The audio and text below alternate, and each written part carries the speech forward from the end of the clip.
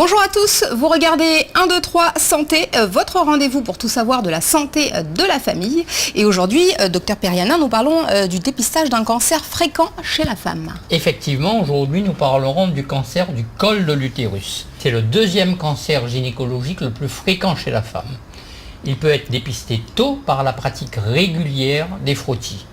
On estime qu'avec ce dépistage, plus de 9 cancers sur 10 du col de l'utérus pourraient ainsi être évités. Allez, on écoute la question du jour. Bonjour, en quoi consiste le dépistage du col de l'utérus et quelle est l'importance du frottis?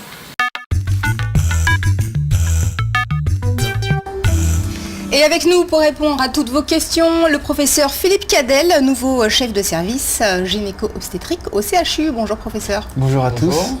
Pour commencer, est-ce qu'on peut situer le col de l'utérus? C'est assez simple, le col de l'utérus, c'est la partie de l'utérus qui bombe au fond du vagin. D'accord. C'est ce qu'on appelle la matrice, le bas de la matrice. Oui, le bas de la matrice ou la porte d'entrée de la matrice, donc il y a plusieurs termes, mais bon, c'est la localisation, il faut aller au fond du vagin et vous trouvez le col de l'utérus. D'accord. Alors à quoi est dû ce cancer du col? Alors, ce cancer du col est lié à une infection par un virus qu'on appelle de la famille des HPV, oui, ou papillomavirus. Donc ce virus est une grande famille dans laquelle certains, le 16 et le 18, ont un potentiel important de transformer le col, les cellules qui se recouvrent le col, en cellules cancéreuses. Alors comment attrape-t-on ce papillomavirus qui a un joli nom pour un vilain virus? Voilà, exactement. Donc ce virus, la contamination a lieu au cours des rapports sexuels. C'est une contamination qui est très fréquente. On considère que dans l'année qui suit le premier rapport sexuel du jeune homme ou de la jeune fille, plus de 90% des gens ont contacté un de ces virus. D'accord. Vous êtes en train de dire que 90% des gens qui nous regardent ont ce virus? 90% d'entre nous ont ce virus. D'accord. Et le préservatif n'est pas suffisant? Non, le préservatif, bien qu'il protège bien contre la grande majorité des infections sexuellement transmissibles, contre ce virus qui peut se transmettre de peau à peau, le préservatif n'est pas une bonne protection. D'accord. Il faut quand même mettre le préservatif. Ah oui, c'est sans hésitation. Alors quel est l'intérêt du dépistage? Alors l'intérêt du dépistage vient du fait qu'entre le moment où il y a contamination par le virus et la survenue du cancer, il se passe une longue période. Et au cours de cette période, il existe des lésions dites précancéreuses que l'on peut dépister par le frottis. Et lorsqu'on va traiter ces lésions dites précancéreuses, on va éviter la survenue du cancer quelques années plus tard. D'accord. Et ce dépistage, c'est le frottis? C'est le frottis cervico-utérin. D'accord. Alors il faut le dire, c'est un examen qui n'est pas très agréable, mais qui ne dure pas très longtemps. Nous avons filmé une consultation pour tout savoir du frottis de dépistage. Le cancer du col de l'utérus. Il peut être dépisté très tôt grâce à la réalisation d'un frottis cervico-utérin tous les 3 ans entre 25 et 65 ans. On considère que 90% des cancers du col de l'utérus pourraient être évités avec un frottis réalisé tous les 3 ans. Écoutons les explications de Méline, sage-femme. Bonjour madame, on se voit aujourd'hui pour votre frottis. Le dernier date de quand? D'il y a 3 ans. D'accord. Il était normal le dernier frottis? Oui, il était normal. D'accord. Vous vous rappelez un petit peu la façon dont on réalise cet examen? À peu près. D'accord. Donc c'est un petit examen rapide et indolore. Je vais prélever avec une brossette au niveau du col de l'utérus les cellules du col justement. Une fois l'examen réalisé, je le dépose au laboratoire dans la tomopathologie et on examine les cellules du col de l'utérus afin de voir s'il y a des cellules anormales ou pas. Qu'est-ce que des cellules anormales? En fait, ce sont des cellules malignes qui peuvent mener à un cancer du col de l'utérus. Donc, le frottis, son but, c'est de dépister les lésions assez tôt, s'il y en a, afin justement d'agir tôt également pour pouvoir dépister, pour pouvoir savoir si on est dans le cadre d'un cancer ou pas. D'accord. Par contre, et normalement, je dois faire le frottis tous les combien? C'est tous les 3 ans la fréquence, donc c'est parfait. Vous êtes venu au bon moment. Tous les 3 ans à partir de 25 ans. Et après, si on dépiste des cellules anormales, justement, eh bien, il y a des examens complémentaires. La fréquence sera plus courte, donc on peut vous demander de refaire dans 6 mois ou bien dans 1 an, en fonction des lésions qu'on a détectées sur le frottis. D'accord. C'est quoi la différence entre un frottis et un prélèvement vaginal? Vous faites bien de poser la question puisque souvent les patientes confondent. Donc le frottis permet de dépister le cancer du col et les lésions au niveau du col de l'utérus, tandis que le prélèvement vaginal, il permet, en cas de perte anormale chez une patiente, chez une femme, de dépister s'il y a une infection vaginale bénigne, c'est souvent bénin, et qui nécessite un traitement par ovule en général. D'accord. Donc c'est vraiment différent, c'est vraiment deux choses différentes. Et le prélèvement vaginal se fait au labo. Le frottis, vous voulez le faire chez votre sage-femme ou chez un médecin ou gynéco, tous les 3 ans, comme on a dit. Et le prélèvement, il se fait au labo en cas de, si vous avez des pertes anormales ou si on vous le prescrit pour une raison ou une autre. On m'a dit que c'est l'homme qui transmet le cancer du col de l'utérus. Pouvez-vous m'expliquer? Alors, ce n'est pas vraiment l'homme qui transmet le cancer du col de l'utérus. Effectivement, il existe ce qu'on appelle le papillomavirus, qui peut être transmissible sexuellement et par contact, et que l'homme peut vous transmettre. Le papillomavirus, c'est un virus qui peut, après, effectivement, se transformer, donner des lésions au niveau du col et se transformer en cancer du col de l'utérus. Donc, quand on fait le frottis, ça nous permet de dépister s'il existe ou pas un papillomavirus au niveau du prélèvement. D'accord. Le cancer du col de l'utérus, est-il possible de le voir comme pour le prélèvement vaginal où on aurait des pertes? Non, il n'y a pas vraiment de signe. Il n'y a pas de signe, enfin, sauf si c'est vraiment un cancer à un stade final en général. On n'a pas de signe, donc c'est pour ça qu'il est vraiment très important de se faire dépister tous les 3 ans par le frottis qui est très rapide. Vous n'avez même pas besoin d'ordonnance, vous venez chez votre sage-femme, vous avez des sages-femmes dans chaque commune, en Guadeloupe, chez votre sage-femme ou chez votre médecin. Et il vous fait le frottis, et donc c'est important. C'est un examen qui est très simple, très rapide et qui permet vraiment de dépister au plus tôt les lésions au niveau du col si jamais il y en a. D'accord. Donc en somme, venir régulièrement faire le frottis. C'est ça, dépistage tous les 3 ans. C'est ça. Pour éviter d'avoir des ennuis. Exact, vous avez tout compris. Je vous remercie pour Pas de quoi, madame. Docteur Cadel, sans ce frottis, on ne peut s'apercevoir de rien ou il y a quand même des symptômes, des petits signes qui peuvent alerter? Non, la notion de dépistage, c'est d'aller chercher une pathologie chez quelqu'un qui est en bonne santé. Donc par notion, le dépistage permet d'aller retrouver cette lésion et la personne n'a aucun symptôme. Les lésions que l'on va rechercher ne donnent aucun signe. Il ne faut pas s'attendre à avoir des douleurs, des problèmes. Lorsqu'on arrive à ce stade où on ressent des symptômes, probablement la lésion est déjà plus évoluée, on n'est plus dans le dépistage. D'accord. Pourquoi est-ce qu'on doit le réaliser tous les 3 ans? Tous les 3 ans, c'est justement à cause de cette longue évolution sur plusieurs années. Contrairement à d'autres cancers. Contrairement à d'autres cancers, cette longue évolution avec une gradation, c'est-à-dire qu'on passe de la contamination, puis des lésions légères, moyennes, plus sévères et enfin au cancer. Donc lorsque l'on va faire le dépistage, on va intervenir au moment entre la contamination et le cancer pour aller rechercher ces lésions de 1er, 2e ou de 3e sévérité. D'accord. À partir de quel âge est-ce qu'on peut se faire dépister? 25 ans. Là c'est clair, il y a des recommandations là-dessus. Alors c'est à tempérer sur des cas particuliers représentés par des patientes, des femmes qui auraient des rapports sexuels plus tôt que la moyenne. Et je dirais, lorsque les premiers rapports sont situés entre 11 et 13 ans, peut-être il faut diminuer l'âge de ce premier frottis autour de 22 ans. D'accord. Et si on est ménopausé, est-ce qu'on doit faire un frottis? Oui, il faut continuer. Vraiment, cette surveillance, c'est comme pour le cancer du sein, c'est pas l'arrivée de la ménopause. C'est pas l'arrivée de la ménopause qui fait l'arrêt du risque. D'accord.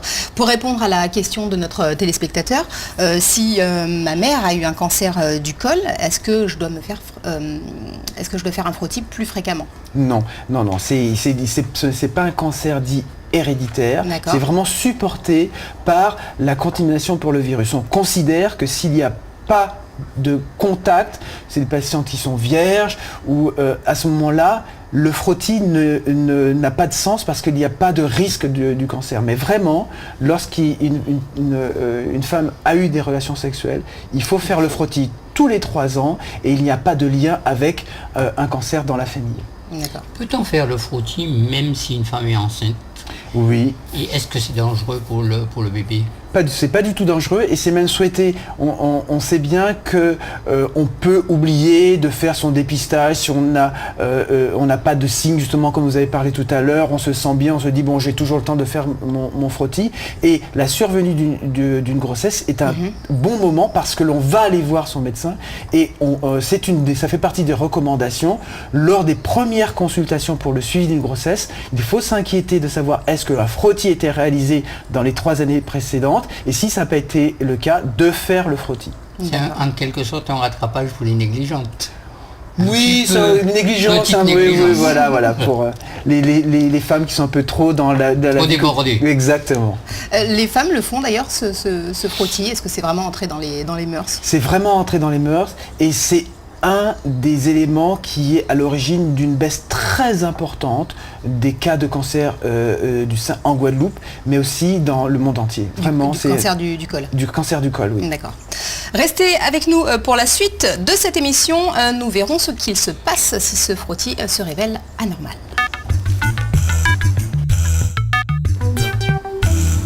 Pour ceux qui nous rejoignent dans 1, 2, 3 Santé, nous sommes toujours en compagnie du docteur Cadel, gynécologue obstétricien. Docteur Cadel, que se passe-t-il dès lors que les résultats sont anormaux? Alors lorsque le résultat est anormal, c'est comme je vous l'ai expliqué tout à l'heure, c'est des lésions dites précancéreuses, à potentiel cancéreux. Donc ces lésions, ce ne sont pas des cancers et leur traitement est beaucoup plus simple. C'est un petit traitement lorsque l'on met en comparaison avec le traitement du cancer lorsqu'il est en place. C'est un traitement qui leur sera proposé par leur gynécologue? Tout à fait. Donc c'est pour ça, lorsque le résultat revient, il doit y avoir un entretien entre le gynécologue ou le médecin généraliste ou la sage-femme qui a pratiqué le frottis pour l'information et après aller vers le traitement. Et Comment les femmes vivent l'annonce de ce frottis anormal? Et est-ce que pour elles, c'est pas le coup de massue? Est-ce qu'elles n'ont pas tendance à entendre « on m'a trouvé un cancer ». Tout à fait, il y a vraiment une confusion entre le frottis anormal et la notion de cancer.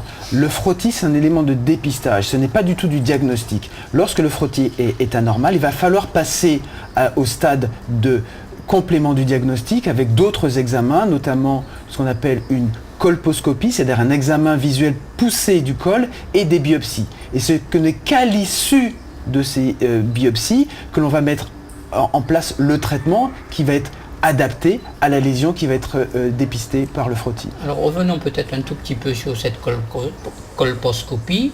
Là, on va regarder le col directement pour voir si on voit une lésion qui débute. Tout à fait, on va rechercher cette lésion, c'est avec un appareil d'optique performant qui va pouvoir faire une inspection visuelle du col et aller faire des prélèvements à l'endroit où le col semble, où le col est suspect, où il y a pu y avoir une lésion qui a été mise en évidence par le frottis. On va biopsier, c'est-à-dire faire un petit prélèvement de cette zone qui va donner une deuxième analyse et c'est à l'issue de cette analyse qu'on va voir le vrai diagnostic, quel est le nom de cette lésion précancéreuse. Très rarement il s'agit d'un cancer débutant, c'est vrai, mais la majorité des cas ce sont des lésions dites précancéreuses lorsqu'on s'inscrit dans une démarche de dépistage, c'est-à-dire d'aller chercher une lésion chez quelqu'un qui n'a aucun symptôme. Donc le traitement de cette lésion précancéreuse permet d'éradiquer, on revient à une situation normale. On revient à un col normal, c'est l'objectif de ce traitement, c'est soit de détruire les lésions quand elles sont tout à fait débutantes, soit d'enlever une toute petite partie du col qui porte la lésion lorsqu'elle est plus évoluée et après on se retrouve dans une situation où on a rétabli une situation normale du col que l'on va continuer à surveiller. Alors une jeune femme a accepté de témoigner après un dépistage du col de l'utérus. Son frottis s'est révélé anormal. Elle nous raconte.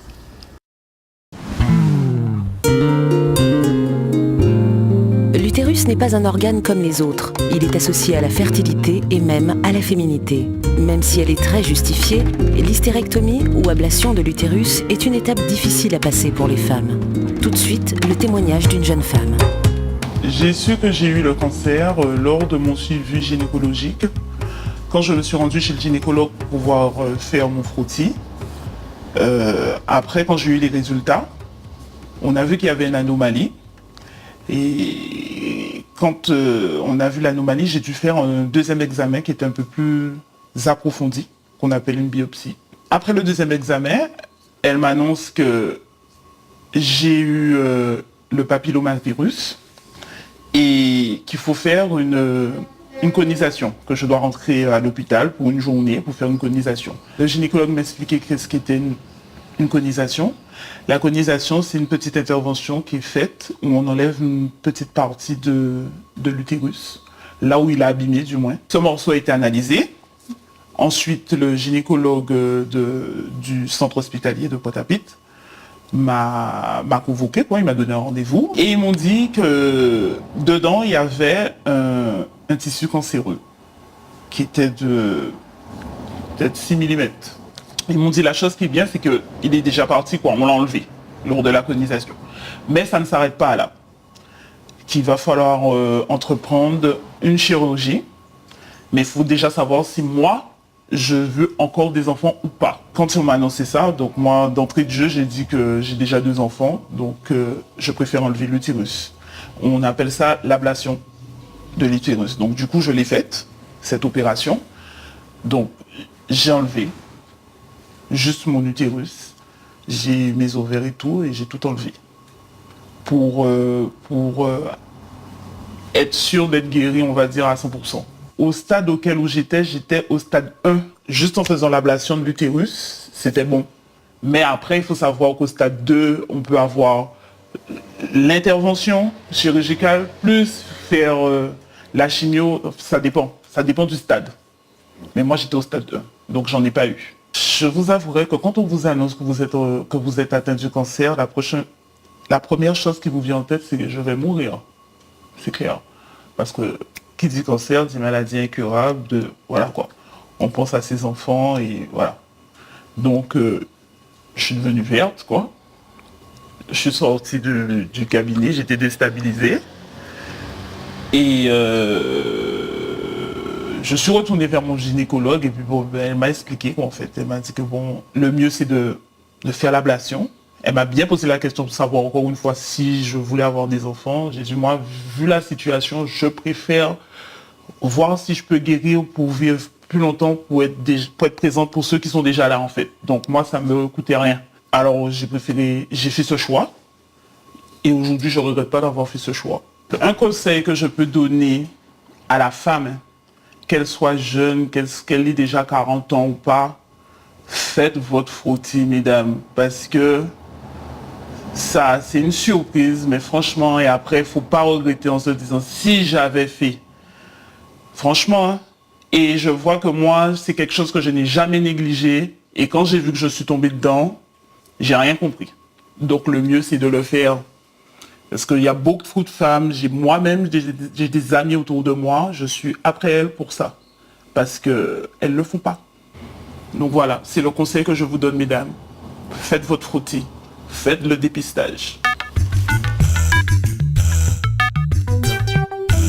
Retour sur le plateau de 1, 2, 3 Santé avec le professeur Philippe Cadel, gynécologue obstétricien. Professeur, est-ce qu'on peut revenir plus en détail sur les différentes techniques utilisées pour se débarrasser de ces micro-lésions ? Alors, les techniques sont basées sur la destruction ou l'ablation de la zone sur laquelle se trouve la lésion. Donc, comme je vous ai dit tout à l'heure, les lésions qui ont un potentiel d'évoluer vers un cancer sont plusieurs degrés. On en décrit 3.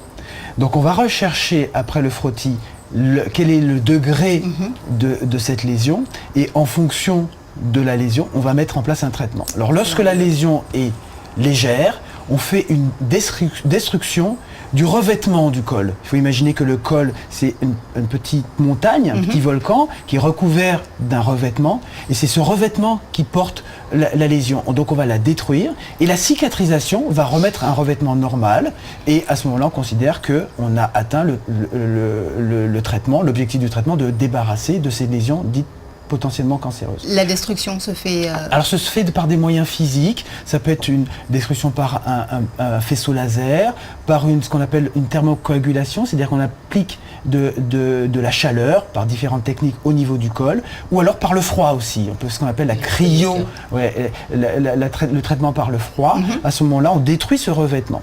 Lorsque la lésion est plus évoluée, de degré 2 et 3, il faut faire une conisation. C'est-à-dire toujours sur l'image de ce petit volcan représenté par le col, on va enlever le cratère qui porte la lésion. Après, pareil, phénomène de cicatrisation. Et lorsque la cicatrisation est obtenue, on va faire une surveillance pour s'assurer que l'ensemble de la lésion à potentiel cancéreux a été enlevé. Et ce traitement se fait au cabinet ou est-ce qu'il faut aller à l'hôpital? Alors pour la destruction du revêtement, ça se fait commodément en cabinet. Par contre, lorsqu'il faut enlever, faire la conisation, c'est un geste plus chirurgical et en général se fait au cours d'une hospitalisation dite ambulatoire. Vous rentrez le matin, vous sortez le soir. D'accord. Une fois que le traitement a été effectué, la femme est suivie pendant combien de temps? Alors il y a un programme de surveillance par frottis, d'abord par évaluation de la cicatrisation après le geste, et après des frottis ou des colposcopies régulièrement pendant 2 à 3 ans. Et après, lorsqu'on s'est assuré qu'on s'est débarrassé de cette lésion, on revient à la surveillance d'un col normal. Donc il faudra ensuite continuer le frottis tous les 3 ans. Tout à fait. D'accord. Alors on a bien compris que rechercher les lésions précancéreuses, c'est pour rechercher les premières cellules anormales, dues au fameux papillomavirus. Mais est-ce qu'on ne pourrait pas rechercher aussi ce fameux papillomavirus directement dans les voies génitales? Alors oui, c'est une question qui est débattue et surtout savoir à quelle va être la place de la recherche de cet HPV, papillomavirus. Donc actuellement, il y a une pratique qui va probablement révolutionner cette notion de dépistage et d'impact du cancer du col de l'utérus, c'est la vaccination. La vaccination, comme vous le savez, va permettre à l'organisme de se protéger contre un virus. Donc on vaccine la jeune fille avant qu'elle ait eu des rapports sexuels. Le programme de vaccination se centré autour de 11 ans. Donc on va faire un vaccin qui va protéger contre les principaux virus en cause dans la survenue d'un cancer. Lorsqu'on va avoir cette vaccination, et si la couverture vaccinale, c'est-à-dire le nombre de femmes vaccinées est suffisant, la circulation des virus d'un être humain à un autre va diminuer et on pense, il est projeté, que le risque de cancer du col de l'utérus va baisser. À ce moment-là, dans cette population, il y aura peut-être un intérêt à faire le dépistage uniquement par la recherche d'autres virus, la présence du virus, parce qu'on le sait qu'à ce moment-là, chez des patientes vaccinées, il ne doit pas y avoir de virus, sachant que cette surveillance, la recherche du virus est une pratique très simple. On peut le faire chez soi, il y a des kits de prélèvement, on fait son prélèvement soi-même, on met dans une enveloppe, on l'envoie au laboratoire par la poste et puis on reçoit le prélèvement ou son médecin reçoit le résultat et à ce moment-là, on peut discuter est-ce que ce dépistage est positif ou négatif. Donc, mais ça reste quand même l'avenir. C'est un avenir qui est quand même assez proche. On va dire que c'est un avenir qu'on en espère assez proche parce que on voit la simplicité et surtout ça veut dire aussi que la couverture vaccinale est suffisamment développée pour protéger un maximum de femmes, sachant que lorsqu'on a une bonne couverture, même les patientes, même les personnes qui ne sont pas vaccinées sont protégées. Vous reviendrez nous en parler. Ah ouais, avec plaisir. Merci beaucoup, professeur Cadel, d'être venu nous en parler et surtout inciter les femmes à se faire dépister. Je voudrais juste rappeler un chiffre, 90% des cancers du col de l'utérus pourraient être évités avec un frottis réalisé donc tous les 3 ans. On se retrouve la semaine prochaine. Tout de suite, vous retrouvez Yemouna pour la synthèse de cette émission.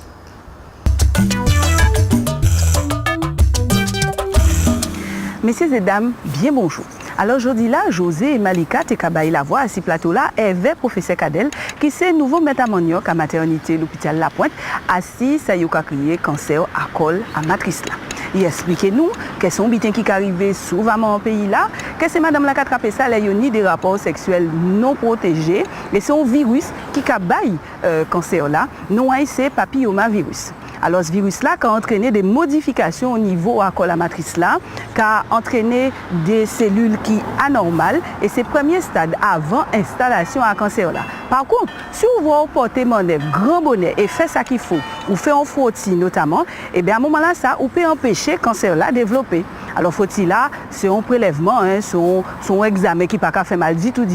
Il a fait ça avec une espèce de petit bichette qui a son petit bâton pour nettoyer les oreilles et il a analysé ça qu'il y a dedans. Il faut faire à partir de 25 ans et il faut recommencer tous les 3 ans.